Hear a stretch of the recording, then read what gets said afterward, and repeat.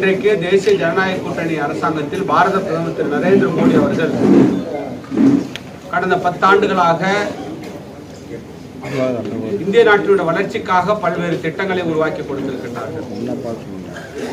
குறிப்பாக ஒரு சில திட்டங்களை குறிப்பிட்டு சொல்ல வேண்டும் என்று சொன்னால்,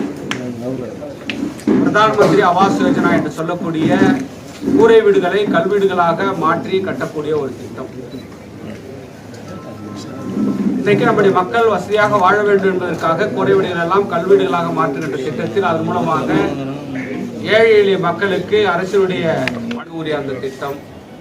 அதே மாதிரி சாலை ஓர வியாபாரிகளுக்கு உரிய திட்டம்,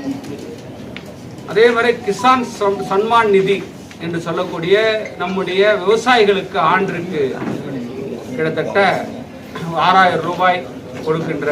அந்த திட்டம், இப்படி அனைத்து தரப்பு மக்களுக்குமான திட்டங்களை பாரத பிரதமர் தேசிய ஜனநாயக கூட்டணி அரசாங்கம் இன்றைக்கு சிறப்பான முறையிலே இன்றைக்கு வைக்கின்றது. அது மட்டுமில்லாமல் கொரோனா என்ற பெருந்தொற்று உலகம் முழுவதும் இன்றைக்கு பரவி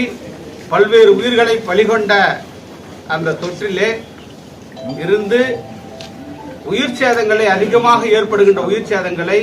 பாரத பிரதமர் அவருடைய சீரிய முயற்சியினால் அது குறைக்கப்பட்டிருக்கின்றது.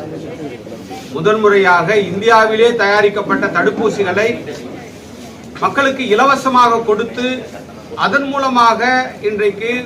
தேசத்தில் இருக்கின்ற அத்தனை மக்களையும் பாதுகாத்த பெருமை பாரத பிரதமர் திரு நரேந்திர மோடி அவர்களை சாரும். இன்றைக்கு அது மட்டும் இல்லாமல் இன்றைக்கு நம்முடைய இந்திய நாட்டினுடைய பொருளாதாரத்தை உலக நாடுகளிலே வளர்ந்த நாடுகளுக்கு இடையாக அந்த பொருளாதாரத்தை, கடைசியில் இருந்த பொருளாதாரத்தை இன்றைக்கு 5வது இடத்திற்கு கொண்டு வந்து மீண்டும் நம்முடைய பொருளாதாரத்தை 3வது இடத்திற்கு கொண்டு வர வேண்டும்